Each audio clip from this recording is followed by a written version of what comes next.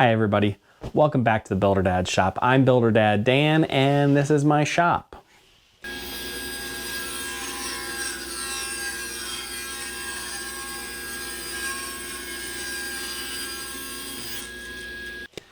Now, I'm here today to talk to you about motivation. How do you keep moving forward when there's problems in the shop? What do you do about that? In my case, I like to look at problems as opportunities, ways to troubleshoot, figure out how to fix something, and kind of move past them. So they're ways to test my skills in some ways. I look at it from a different angle because we run into problems writing code all day long at work, and you've got to think about the problem and break it down into small chunks.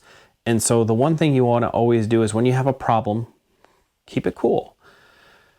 My steps are always, stay calm, stay collected, start looking at the problem and start breaking it down to building blocks. How can I break the problem down to something that I can manage my way through it? For woodworking, it can get really frustrating when you have a problem because you might have been working on a beautiful piece of molding. You might have been making a picture frame for somebody, or it's a cutting board and you're putting a juice groove in and all of a sudden the router moves on you. Each problem that's presented to you gives you an opportunity, gives you a chance to fix it. So look at it not so much as a problem, but look at it as an opportunity to do something different. So for example, in the instance of a cutting board, the juice groove, look at that and stop what you're doing for a second. You always want to stay safe in what you're doing, but look at the problem and see if you can't do something about it. Well, maybe that corner, you messed up a corner or something.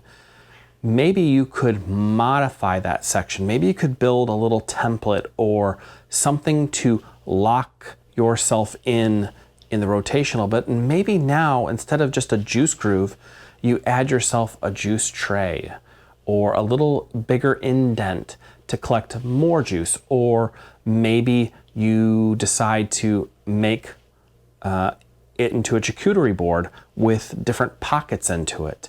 You can look at it in different ways. If it's a picture frame and the gap is not coming together, you can look at it and say, okay, well, maybe I need to tune my tools better. Maybe my tools are off. Example for me was I was making picture frames and I was using the miter saw. The miter saw, while it looks 90, it measures to 90. When it cuts, it doesn't give a perfect 45. So there's always like a little bit of deviation to it. So great opportunity. I busted out the shooting board and the shooting plane and went ahead and did my thing and got some perfect 45s.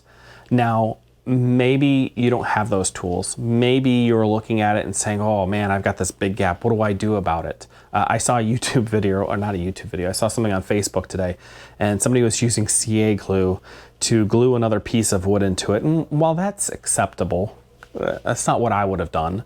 I saw a technique a while back where the miters weren't fitting perfectly, and the person just shot extra glue into the gap and then used sandpaper to sand next to the glue and bring the sawdust from the sanding operation into the gap. That produced a good finish. I've done that in the past and it's looked really well and turned out great. So in a lot of cases when it's a gap, I use that technique to fill it. Other things that have been done are, you can add a decorative inlay.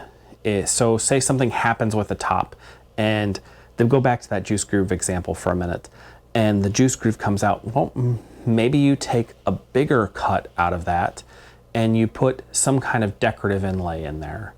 Maybe you do something unique to it that sets it apart now. So now all of a sudden you have a design element in that cutting board that didn't exist before. Maybe that's going to speak to somebody, it's going to appeal to them, and they're going to want more like that.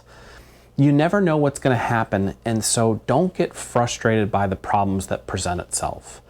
Today, my mother was in the shop helping me, and she didn't realize how running the scroll saw was way harder than it looked.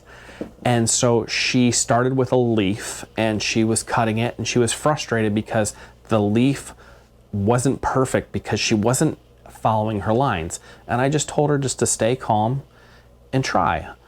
And so she did one leaf, and then we did a second leaf, and then she did a third leaf. And by the time she went from first leaf to second leaf to third leaf, she got way better.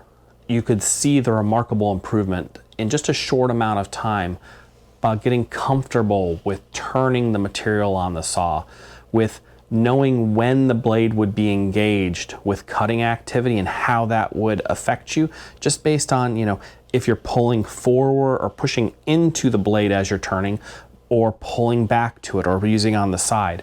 So she was playing around with it, and it's a bad term to use when you're talking about machinery, but she was trying something new, and as she kept going, she kept getting better at it. So what I want to encourage you to do is keep trying. Don't get frustrated by the little things that happen, and think about how you can solve those problems. I'd be curious to see what problems you've had and what creative solutions you've come up with to do that, because I know these things can get frustrating, and I know you kind of just want to throw up your hands and stop and walk away, but that's the cool part about this. You don't. You keep going, you keep trying, you keep striving to be better. The one thing, it's a phrase that I like to use, I don't know where I got it from, but everybody wants to be perfect with woodworking. And I find that perfection is hard to find, to get to. If the machine was doing it all day long, the machine could probably do it perfectly. But that doesn't make it great. What makes it great is the humanity that we put into it.